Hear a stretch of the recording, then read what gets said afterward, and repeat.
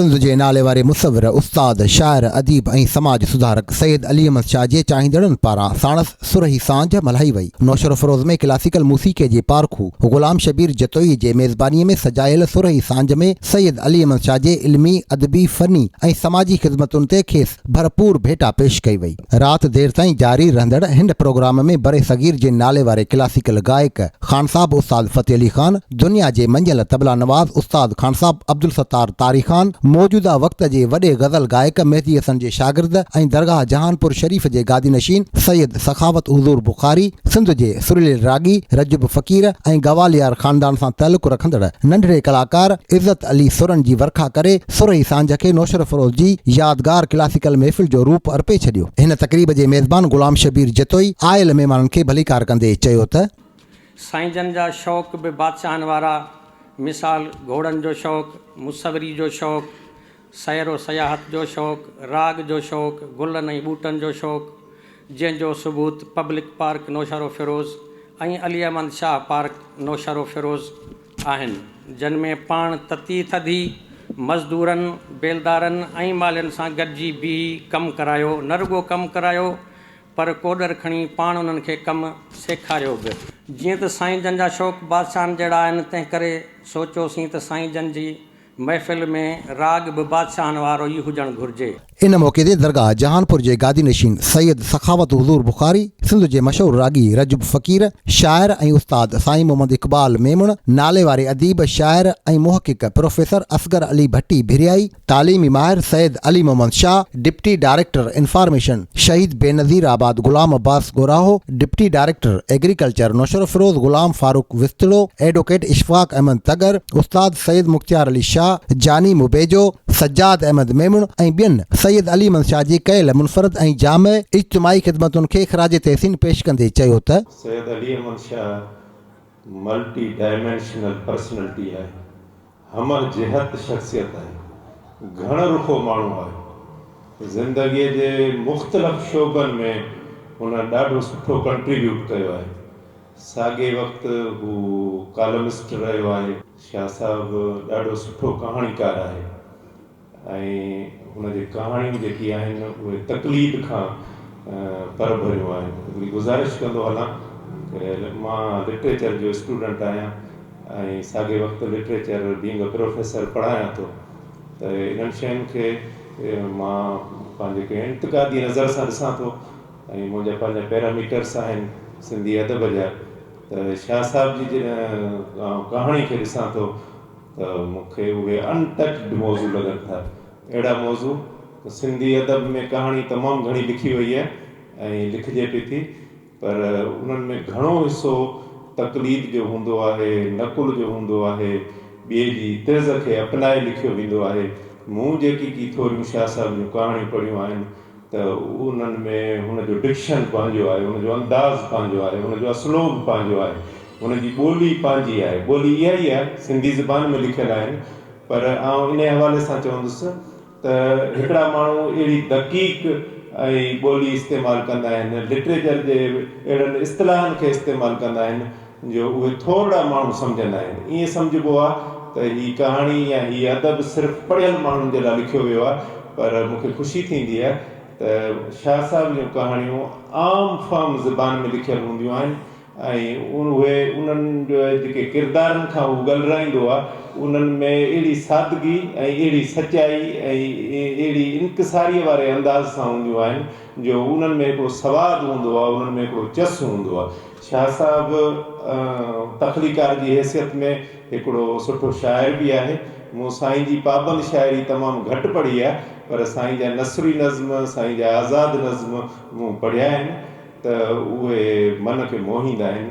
उन्हनि जा जेके मौज़ू आहिनि उहे दाख़िलियत खां ख़ारिजियत वारे पासे ॾे वधीक हूंदा आहिनि ऐं हुन में इंडिविजुअलिटी खां कलेक्टिव जेकी कैफ़ियतूं हूंदियूं आहिनि उहे वधीक हूंदियूं आहिनि।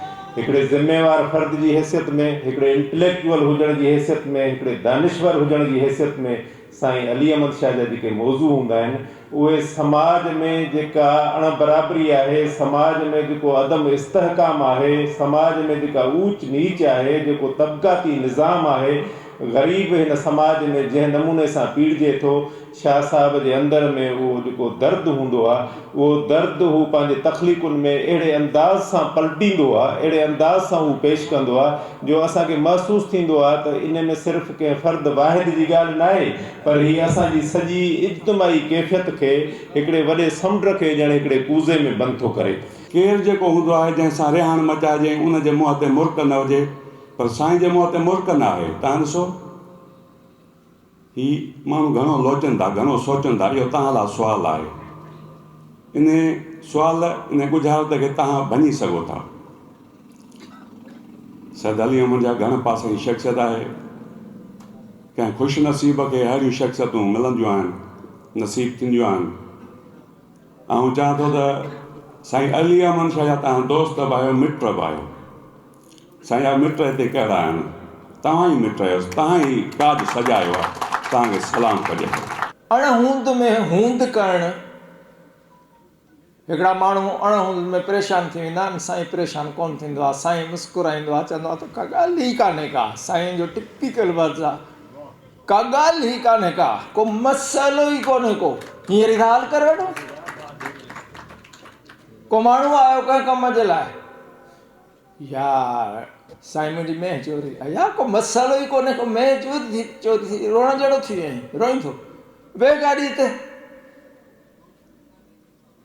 इहे जेके ॻाल्हियूं आहिनि, इहे इरादे जी पुख़्तगी, हौसलो, हिम्मत, ख़ुलूस, सचाई, ईमानदारी ऐं महिनत जो हक़ीक़ी जज़्बो, जंहिं माण्हूअ में इहे ॻाल्हियूं थींदियूं आहिनि उहे पंहिंजे मंज़िल मक़सूद ते पहुचंदा आहिनि। सच पुछो त मूंखे त तमामु घणी एॾी ख़ुशी थी आहे जो मूं बिना ॿुधाइण जे पंहिंजो प्रोग्राम कैंसिल करे ऐं अलाए कीअं पहुतो आहियां नेठ। जॾहिं पहुतुसि त साईं चयो नेठ कोन मुड़े न, मूं चयो न मुड़बो कोन। सो इहो असांजे लाइ तमामु वॾी ख़ुशि नसीब जी ॻाल्हि आहे। हालांकि इहे माण्हू कोड़नि प्रोग्रामनि जा मोहताज आहिनि, छो त इहे माण्हू पंहिंजी पर में पाण तारीख़ आहिनि। ॿियो साईं वटि जॾहिं बि वञिबो आहे त ईअं महसूसु थींदो आहे त घाटी छांव वारो को वण आहे, उन में माण्हू वेठो आहे ऐं फ़रहत महसूसु करे थो। साईं जूं हुजतूं, साईं जूं पंहिंजो जीअं वॾे जे लिहाज़ खां उहे पंहिंजो ॻाल्हियूं पंहिंजी जॻह ते तमामु वणंदियूं आहिनि। कॾहिं दड़को बि ॾेई वठंदो आहे, कॾहिं नसीहत बि करे वठंदो आहे, त उहे मशियल राह आहिनि असां लाइ। उहे सभु मणिया इन शाह साहिब में, असांजे साईं अली अहमद शाह में आहिनि। ऐं मां इहो चवंदुसि त हू कंहिं ॻाल्हि खां न घबराए, बेलोस जीअं हुन ख़िदमत कई आहे हिन साहिती ज़िले जी, शहर जी, उहा जारी रखे। असां हुनजो साथी थींदासीं, हुन सां गॾु हूंदासीं। मां सम्झां थो त साईं जी हिकिड़ी इल्मी अदबी ख़िदमतूं ऐं वरी पंहिंजे जॉब जे हवाले सां मसरूफ़ियतुनि जे बावजूदि बि अहिड़े क़िस्म जूं जेके आहिनि समाजी सरगर्मियूं, जंहिंमें पार्क्स आहे या जेको आहे सो इनकरेजिंग जेके आहिनि एक्टिविटीज़ जे लिहाज़ सां टाइम कढणु, इहा तमामु घणी जेको आहे सो हिमत जो कमु आहे। तरह सां जेके जेके साईं जा शौक़ आहिनि सभिनी में लाजवाब आहे। मूंखे घोड़े जो शौक़ु कराई त मां आयुसि, ॾिठुमि त का कमी नज़र न आई। जॾहिं मेहुनि जे शौक़ में हो का कमी नज़र न आई। कुकड़नि जे, घोड़नि जे, ॿिलनि जे, कुतनि जे, हर शौक़ में साईं लाजवाब। ऐं उन खां बाद में गुलनि जे पार्क ते वियुसि, ॾाढो ॾुखु थियो आहे इन ॻाल्हि जो। उन्हनि दोस्तनि ते बि अफ़सोस आहे जेके जिन ईअं कयो आहे। असां त साईं सां इहा ई सोची त इन पार्क में जन्नत ठहंदी, असां गॾु वेंदासीं। ऐं बहरहाल हाणे उन्हनि लाइ असां कुझु नथा चई सघूं। समाज सुधारक जे हवाले सां खोड़ सारियूं एक्टिविटीज़ ऐं इवेंट मैनेजमेंट जे हवाले सां जेको हुनर साईं नौजवाननि में ट्रांसफ़र कयो आहे। मां बि हिकिड़ो उहो नौजवान आहियां जंहिंखे असांखे ख़बर न ई रही प्रोग्राम कीअं थींदा आहिनि, इहे प्रोग्राम कीअं करणु घुरिजनि। या इवेंट मैनेजमेंट जो आर्ट बि पाण सां गॾु पंहिंजे नंढनि खे मुंतक़िल कंदा आया। इन मौक़े ते साहिब महफ़िल सैयद अली अहमद शाह चयो त इहो सोचियो त असां हिन दुनिया में आया छो आहियूं, ज़रूरत कहिड़ी हुई अलाह ताला खे असां जहिड़े मख़लूक खे पैदा करण जी, जंहिंखे हैवान नातिक चऊं था, ॻाल्हाईंदड़ हैवान, ऐं सोशल एनिमल चऊं था, समाजी, न त एनिमल त गॾब आहे, पर असां समाजी हैवान आहियूं ऐं समाज ठाही अथऊं, मुआशिरो ठाहियो अथऊं ऐं उन मुआशिरे खे संभाले हलाइणु असांजो कमु आहे। जेको सम्झे थो त हा मुंहिंजी ड्यूटी आहे त आउं अकेलो ज़िंदह न रहां पर मुंहिंजो आस पास बि ज़िंदह रहे, उहो आहे हक़ीक़ी इंसान। मूं पंहिंजी ज़िंदगी में कोशिशि कई आहे त जेकी मूं में अलाह ताला सलाहियतूं ॾिनियूं आहिनि न सिर्फ़ु उनजो इज़हार कयां पर उन मां मुंहिंजी ज़िंदगीअ मुंहिंजे वजूद मां जेकॾहिं ॿियनि माण्हुनि खे फ़ाइदो नथो मिले त पोइ उन ॾींहुं मूंखे मरी वञणु घुरिजे। छो त जेकॾहिं मुंहिंजे जिस्म मां, मुंहिंजे दिमाग़ मां, मुंहिंजे रूह मां कंहिं ॿिए फ़र्द खे फ़ाइदो न आहे त पोइ मूं में ऐं हिकु क़ब्र में को बि फ़र्क़ु कोन्हे। तंहिंजे करे क़ब्र थी जीअण खां बहितर आहे त जहिड़ो जाॻंदो थी जियो ऐं जहिड़नि जाॻंदनि जे लाइ कमु कयो। तक़रीब खां अॻु सैयद अली अहमद शाह जे चाहींदड़नि पारां खेसि अजरक, सिंधी टोपी ऐं ॿिया तोहफ़ा पिणु पेश कया विया। सुरही सांझ जी हीअ तक़रीब पोइ राति ताईं जारी रही, जंहिंमें बैन अल-अक़वामी शोहरत याफ़्ता गवयनि ऐं रागिन सुरनि जी वर्खा करे माहौल खे महकाए छॾियो।